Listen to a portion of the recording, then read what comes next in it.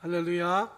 하나님의 크신 은혜와 우리 주 예수 그리스도의 평강이 오늘 3부 예배 하나님 앞에 말씀 앞에 서 있는 저와 여러분들 가운데 충만하시기를 주님의 이름으로 축원합니다. 요즘 다 공감하시겠지만 세상이 정말 위험해졌어요. 그냥 예전에는 예측 가능한 사고가 있었는데 지금은 그냥 산책하다가도 어려운 일, 사고를 만나고 이런 일들이 일어나는 것을 보면서 날씨가 너무 더워서 그런가 세상이 미쳐 돌아가나 이런 생각을 합니다.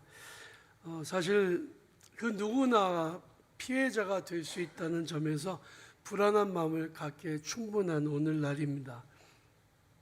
이것은 여러 가지 원인이 있겠지만 우리나라의 교육 자체가 인성교육이 제대로 안 돼서 가정에서나 또 학교에서나 학생들을 제대로 잘 교육하지 못했던 것도 하나의 원인이라고 봅니다. 과거에는 도덕이라고 하는 과목이 있었고 이게 안 배우면 안 되는 거였잖아요. 요즘에는 그냥 입시 위주 그렇게 교육이 흘러가고 있고요.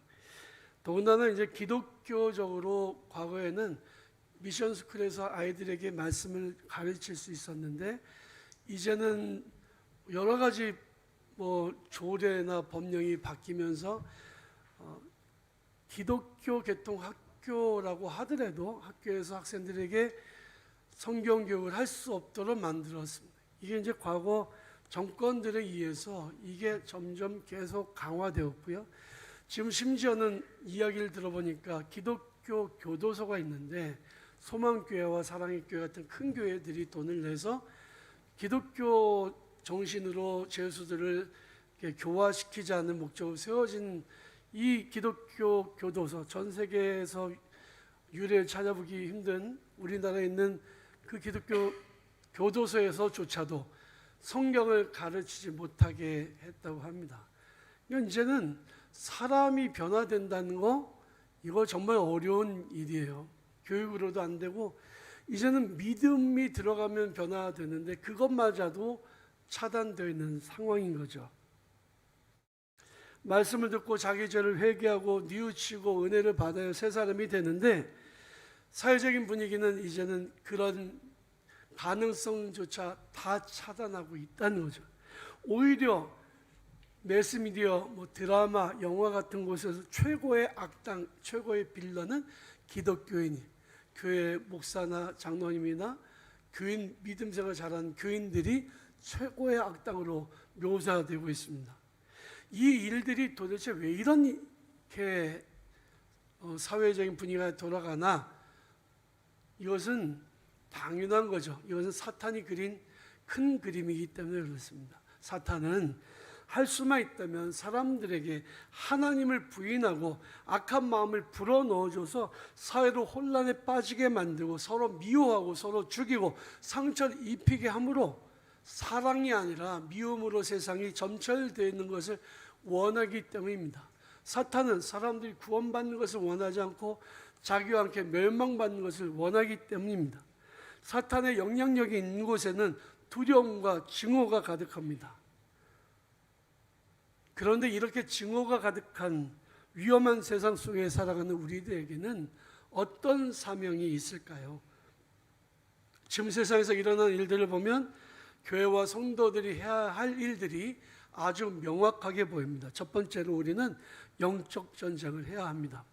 그냥 무방비로 대책 없이 사탄이 공격하고 귀신들이 진동하면 사람들이 악한 마음 먹고 악한 행동을 하는 거 그냥 내버려 두고 왜 세상이 이 모양 이 꼴이지? 말세네 이러고 끝날 게 아니고 이 뒤에 있는 배후를 봐야 된다는, 악한 마귀 사탄이 지금 이 세상을, 우리 대한민국 사회를 흔들고 있다는 사실을 우리는 직시해야 합니다.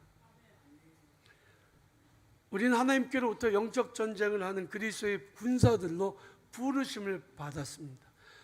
하나님의 백성들은 육적인 삶을 살아가는 사람들이 아닌 영적인 눈이 있는 사람들이거든요.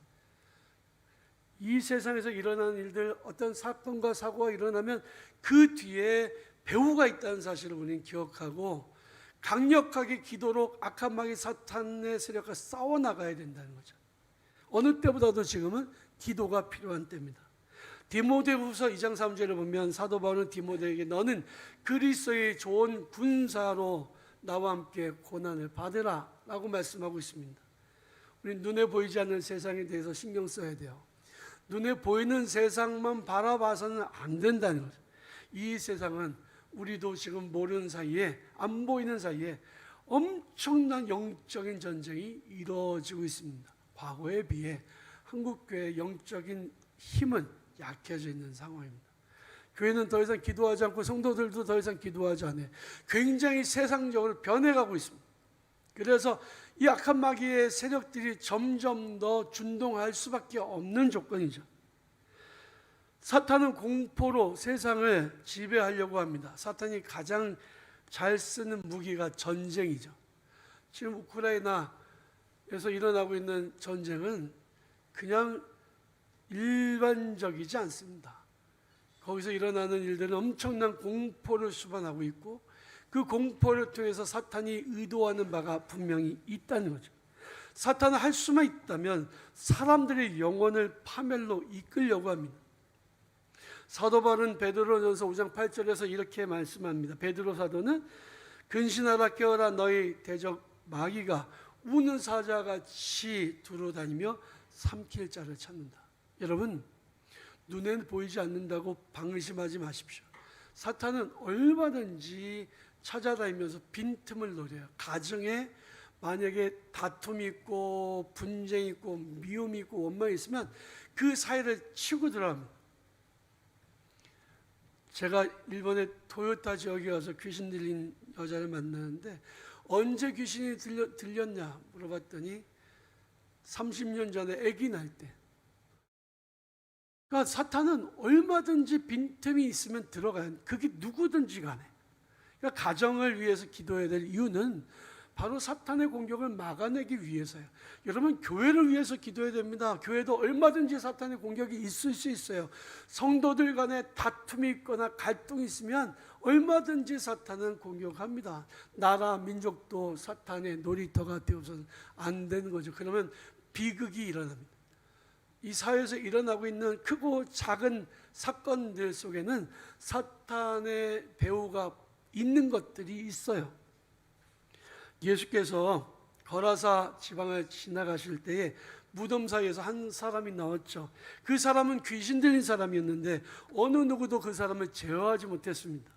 그 사람에게는 귀신이 들어가 있었는데 예수님께서 그 귀신에게 물어보셨어요. 너희 이름이 뭐냐? 제 이름은 레기온입니다 라고 대답합니다. 레기온은 당시에 로마 군대의 그 단위예요. 사단급 병력이 있는 것을 레기온이라고 말했습니다. 얼마나 많은 귀신이 들어와 있었는지 그 사람의 영혼은 완전히 피폐해져 있었고요. 귀신들은 자기들에게 나가서 무적행에 들어가라고 말씀하지 마십시오. 우리 때가 아직 되지 않았습니다라고 예수님께 간청합니다.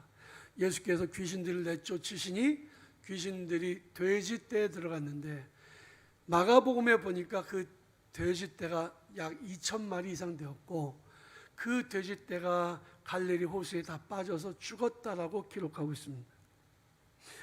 예수께서 공생의 기간 동안에 하셨던 일이 바로 귀신의 세력을 물리치는 거였고요. 병든 자를 고치시는 일이었습니다. 사도행전에 보면 사도들이 복음을 전하는 곳에는 언제나 영적 전쟁이 일어났어요. 사탄의 공격이 있었고 제자들은 예수 그리스도의 이름의 능력으로 귀신들을 쫓아내고 하나님 나라를 확장했습니다. 어떤 사람들은 너무 기독교가 공격적이다라고 말하는 경우도 있어요. 이런 미전도 종족에 들어갈 때에 그곳에 있는 사람들, 무당에게 매인 사람들 다 끊어버리고 예수 믿어야 된다고 이야기하니까 아니 전통을 좀 보존하고 그 사람들의 민족의 어떤 그 관습을 인정해 줘야지. 기독교가 왜 그렇게 독선적이냐 말하는데 그거 아니면 사탄의 세력이 물러가지 않기 때문입니다. 사탄에게 얽매인 사람들은 어둠과 공포와 두려움 가운데 살아가죠. 그러나 예수 믿게 된 순간부터 자유와 평화와 기쁨이 찾아오게 되는 거예요. 세상 곳곳에서 악한 영들이 준동하고 있습니다. 악한 일들을 수도 없이 저지르고 있습니다. 귀신들의 세력은 굉장히 강력합니다. 하지만 우리 하나님의 능력은 비교할 수 없을 만큼 크고 놀라우십니다. 하나님은 우리를 영적 전쟁하는 군사로 부르셨어요. 그러므로 우리가 온 힘을 다해서 기도하고 악한 마귀 사탄의 세력을 공격해서 그 세력들을 무너뜨려야만 합니다. 어둠의 세력을 물리치는 그리스도의 군사들은 빛의 군사들이에요. 여러분이 나아가는 곳곳마다, 여러분들이 기도하는 영역마다 어둠의 세력이 물러가고 하나님의 그 구원의 복음의 빛이 비치는 역사가 있으시기를 주님의 이름으로 축원합니다. 둘째로 우리는 사랑으로 세상을 섬겨야 합니다. 어떤 나라든지 외교 관계를 맺으면 영사, 대사를 파송을 해요. 그리고 그들이 있는 곳을 사무실을 영사관, 대사관이라고 말하죠. 그들은 자기 나라의 문화나 외교나 군사나 경제를 대변합니다. 그 나라의 이미지는 그 대사관에서 나오는 거죠. 그 대사관에서 하는, 영사관에서 하는 일 중에서 중요한 일이 바로 비자를 발급하는 겁니다. 그 비자를 받아서 상대방 나라에 갈 수 있는 거죠. 여러분, 교회는 엄밀하게 말한다면 이 세상의 천국의 대사관입니다. 많은 사람들이, 주님을 알지 못하는 사람들이 교회에 와서 예수 믿게 되고 천국 가는 비자를 받는 거죠. 만약에 교회에 오지 않는다면, 예수를 알지 못한다면 그들이 어떻게 천국을 알 수 있겠으며 어떻게 천국으로 갈 수 있겠습니까? 세상 사람들, 이 세상에 살아가는 사람들 중에 예수를 알지 못하는 사람들이 너무나도 많이 있습니다. 그 사람들을 교회로 이끌어오고 그들로 하여금 예수를 믿고 자기의 구주를 영접하게 하는 것은 그 사람들에게 줄 수 있는 가장 최고의 선물이죠. 어둠의 세력들, 악한 마귀의 세력들로부터 그들을 끊어버리고 구원의 길로 인도하는 가장 중요한 일입니다. 우리는 비록 이 땅에 살아가고 있지만 우리 모두가 하나님 나라의 대사들이죠. 우리를 통해 세상 사람들이 하나님을 알게 될 거예요.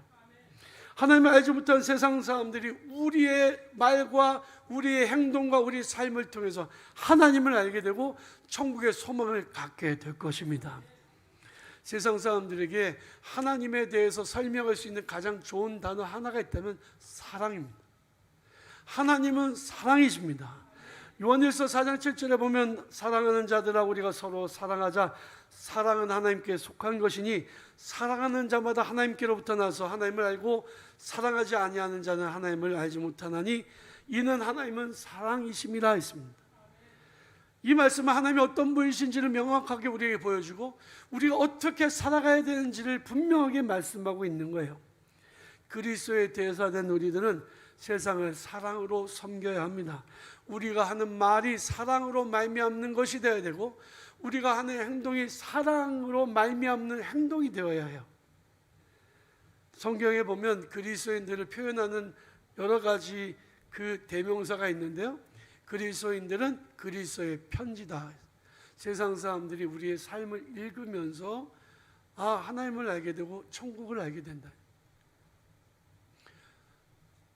세상 사람들은요, 저 사람이 예수 잘 믿는 사람인지 아닌지를 딱 보면 압니다. 모를 것 같죠? 딱 보면 알아요. 저 사람은 교회 다닌다고 하는데 가짜야. 저 사람은 교회 다닌다고 하는데 저 사람 다니는 교회 나도 나가고 보고 싶다. 이런 얘기들을 만나면 해요. 자기들은 안 다녀도요 알아요. 왜? 뭐를 통해서 합니까? 말과 행동을 통해서 하는 거죠. 삶을 통해서 하는 거죠. 성경은 뭐라고 말씀합니까? 그리스도인들은 그리스도의 향기다. 프리징 아로마라고 있어요. 어로마. 프리징 아로마. 하나님을 기쁘시게 해드리는 향기다라고 말씀하고 있어요. 주님을 알지 못하는 세상 사람들이 우리의 삶을 통해서 하나님을 알게 되고 그들로 하여금 예수 믿고 싶은 마음이 생기게 되고 그들이 교회 나와서 예수를 영접하게 된다면 이보다 더 좋은 일이 어디 있겠냐 말입니다. 이것이 바로 우리의 사명이 아니겠냐 말입니다. 사도행전 9장에 보면 다비다라고 하는 여제자가 나오는데 도르가라고도 합니다. 근데 이 여인에 대한 수식어가 붙여 있는데요. 이 여인은 선행과 구제하는 일이 심히 많았더라라고 되어 있습니다. 선행과 구제가 심히 많았다. 어느 날 이 여제자가 갑자기 죽습니다. 사람은 죽은 다음에 평가가 된다고 하는데 이 여인이 죽고 나니까 수많은 과부들이 이 여인의 죽음을 슬퍼하면서 모인 거예요. 그리고 이 여인의 몸을 씻고 다락방에 올려놓은 다음에 한 일이 그 지역에 와 있는 위대한 사도인 베드로를 초청하는 것이었습니다. 베드로 사도가 갔더니 여인들이 속옷을 꺼내서 겉옷을 꺼내서 막 흔드는 겁니다. 울면서요. 아마도 복음이 전파되는 곳에 이런 일은 한 번도 없을 거예요. 뭐 이런 일이 어디 있겠습니까? 정말 신기한 광경이었죠. 알고 보니까 이 여인들은 다 과부였는데 다비다가 살아있을 동안에 이 여인들을 위해서 속옷도 지어주고 겉옷도 지어줬다는 거죠. 여러분, 먹고 사는 게 어느 정도 해결된 우리나라에서 아직도 어려움 당하는 사람들이 많이 있습니다. 제가 생명의 삶을 인터넷으로 보는데요, 딱 들어가면 제일 먼저 뜨는 팝업 광고가 있어요. 할머니도 드실 게 없는데 어떻게 속옷을 사달라고 해요. 야, 아이들이요, 속옷 살 돈이 없어요. 집이 너무 가난하니까 먹고 살기도 힘들어. 할머니도 먹고 싶은 거 못 먹는데 내가 어떻게 속옷을 사달라고 말하네. 얼마 전에 한 몇 년 됐을까요? 어린 학생들이 여성용품이 없어서 사용하지 못한다는 이야기를 들으신 적이 있었죠. 우리가 살고 있는 이 대한민국에도 아직도 상대적으로 너무나도 빈곤한 사람들이 많이 살고 있습니다. 베드로가 이 여인들을 보고 바깥으로 내보내고 위에서 기도했는데 다비다가 다시 살아났습니다. 다비다는 사랑으로 과부들을 섬겼던 제자였습니다. 당시 어느 누구도 신경 쓰지 않았던 이 과부들을 위해서 옷들을 지어 만들어 그들을 도왔던 것이죠. 사랑으로 섬겼던 그 일이 그 사람들이 예수를 믿게 되는 계기가 되었다는 거죠. 여러분, 사랑의 행동, 이것이 말 100마디보다도 중요해요. 100만 마디 전도를 한다고 하여도 삶으로 증명되지 않으면 절대로 열매를 맺을 수가 없습니다. 그 무엇이든지 예수의 이름으로 행하는 착한 일들, 이것이 세상 속으로 흘려 들어갈 때 그것이 선한 영향력이 되는 거죠. 우리가 살고 있는 이 지역사회에 우리의 도움이 필요한 사람들이 아직도 많이 있습니다. 눈을 들어보십시오. 도움이 필요하고 어렵고 고통 가운데 있는 사람들을 살펴보십시오. 그리고 다비다가 그렇게 했듯이 사랑으로 섬기고 선한 영향력으로 세상에 흘려보내십시오. 제가 10여 년 전에 용마중학교 아이들을 봤는데요, 아이들이 증오심으로 가득 차 있더라고요. 부모는 맞벌이, 할머니랑 사는 아이들도 많고, 이 아이들이 학교에서 하는 이야기를 들어보면 기가 막혔어요. 핸드폰을 훔쳐서 교문 앞에서 핸드폰을 팔아넘기고, 아이들은 입에 욕을 달고 살고요, 증오심에 아주 불타올랐습니다. 제가 그 모습을 보면서 앞으로 10년 뒤 우리 면목동은 정말 심각하겠구나, 이 중남구는 심각하겠구나라고 하는 생각을 하게 됐습니다. 그래서 시작한 것이 장학사업이에요. 아이들이 단 한 명이라도 사랑을 받으면 절대로 사회에 대한 원망이나 증오가 생기지 않겠구나, 괴물을 만들어낼 수도 있겠구나, 이 지역사회가. 그런 생각을 하게 됐습니다. 선한 사업은 결국에는 그 지역사회의 미래를 담보합니다. 우리가 선하게 사랑을 베풀고 그리고 그 사랑의 수고로 씨를 심는 한 우리가 살고 있는 이 지역사회는 선하고 아름다운 영향력이 흘러가게 될 거예요. 사탄이 심는 것은 증오와 미움의 씨앗입니다. 이 씨앗들이 자라나면 정말 엄청난 일들이 생겨나게 되죠. 사랑을 심는 것은 쉬운 일이 절대 아닙니다. 자기 희생도 있어야 되고 자기 헌신도 있어야 됩니다. 그러나 이 일은 누군가 반드시 해야 될 일들이에요. 기도하면서 우리가 이 사랑의 씨앗을 새벽부터 심어나가는 성도들이 되시기를 부탁을 드립니다. 셋째로, 우리는 하나님의 약속과 은혜 안에 살아가는 사람들임을 잊지 말아야 된다는 거죠. 우리가요, 영적 전쟁을 하고 그리고 그리스도의 대사로서 사랑을 실천하고 살아가는데, 그러면 우리는 그냥 아무런 능력도 아무런 힘도 없이 이런 일들을 하는 게 아닙니다. 하나님께로부터 오는 능력을 힘입어서 살아가는 거죠. 그런 행동을 하는 거죠. 여러분, 주일날 와서 설교 말씀을 들을 때에 아는 얘기죠. 해 아래 새 것이 있겠습니까? 기도하라는 얘기고 말씀 듣는 얘기고 사랑을 실천하라는 얘기죠. 그런데 밥을 매일 안 먹으면 죽듯이 말씀도 안 들으면 영이 죽는 거예요. 영이 죽어버리면 그때서부터 하나님과 나는 거리가 멀어지는 거고 하나님의 능력과 하나님 보호하시면서 멀어지는 겁니다. 그러니 우리는 늘 말씀을 들어야 돼요. 예배를 드리는 것 힘써야 됩니다. 기도를 더욱 열심히 해야 됩니다. 우리가 세상에서 영적 전쟁하는 그리스도의 근사라면, 그리스도의 대사라면 하나님께로부터 오는 영적인 그런 그 좋은 흐름들을 우리의 삶 속에 그대로 받아들이고 세상 속으로 흘려보내야만 합니다. 하나님은 두려워하지 말라, 놀라지 말라라고 말씀하셨어요. 왜냐하면 너는 내 것이기 때문이다라고 말씀하고 있죠. 우리는 그리스도의 영적 군사들이고 우리는 그리스도의 향기들이고 그리스도의 대사들이기 때문에 우리가 죄를 하는 이상 하나님은 우리를 보호하시고 지켜주신다는, 오랫동안 멀리 떨어져 있었던 사람들도 주님께로 돌아오면 주님 품어주십니다. 참 놀라운 건요, 제가 지난 주간에 전화를 하나 받았어요. 어떤 청년이었는데 고등학교 때서부터 제가 교회로 인도해서 그리고 신앙생활을 열심히 했던 친구죠. 그런데 멀리 이사가고 난 다음에 이 친구가 교회를 안 다녔습니다. 그리고 인스타그램에 올라오는 내용들을 보니까 맨날 술 먹고 맨날 놀러 가고 맨날 스키 타러 가고 이런 것만. 그래서 제가 그거 보면서 너무 마음이 아팠습니다. 가까이 있으면 어떻게든 해볼 텐데. 그런데 갑자기 카톡 하나가 왔어요. 목사님, 제가 예수님을 인격적으로 만났습니다. 그리고 그런 문자를 받는 순간 이건 뭐지? 왜 얘가 갑자기 달라졌지? 그 걱정이 생겼어요. 왜냐하면 이단들이 그렇게 하기 때문에 자세히 이야기를 들어보니까 정말로 예수님을 인격적으로 만났더라고요. 변화되었더라고요.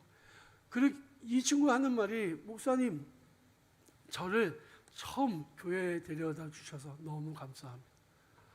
그전엔 교회 다닌 적이 없었거든요. 교회 처음에 나오게 해주셔서 너무 감사합니다.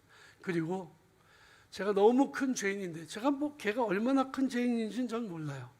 근데 자기가 느낄 땐 큰 죄인이었다는 거죠. 그런데 이런 저도 주님이 받아주실까라고 걱정했는데 주님께 돌아갔더니 그냥 아무것도 묻지 않고 품어주신 하나님의 사랑을 느꼈다는 거예요. 제가 너무너무 기특하고 너무너무 귀하다. 어떻게 너는 나이 들어서 그때 가도 철 안 나는 사람들도 많은데 어떻게 너는 이렇게 젊은 나이에 예수님을 만났니? 너무너무 잘 됐다고 제가 축하해주고 기도해 주었습니다. 하나님은요, 하나님의 자녀들, 하나님의 백성들을 절대 포기하시는 분이 아니십니다.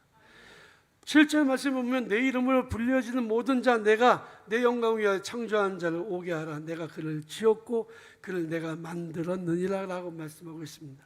주님은 우리를 부르시고 우리로 하여금 영적 전쟁을 하는 하나님의 군사들로 그리스도의 대사로 우리를 통해 영광을 받으시기를 원하신다는 거죠. 사랑하는 성도 여러분, 맡겨주신 사명을 최선을 다해서 잘 간다고 기도하고 또 하나님의 그 은혜를 늘 날마다 공급받아서 하나님의 기쁨이 되는 그런 복된 성도들이 되시기를, 이 어두워진 세상 속에서 빛을 발하는 빛의 군사들이 다 되시기를 주님의 이름으로 간절히 축원합니다.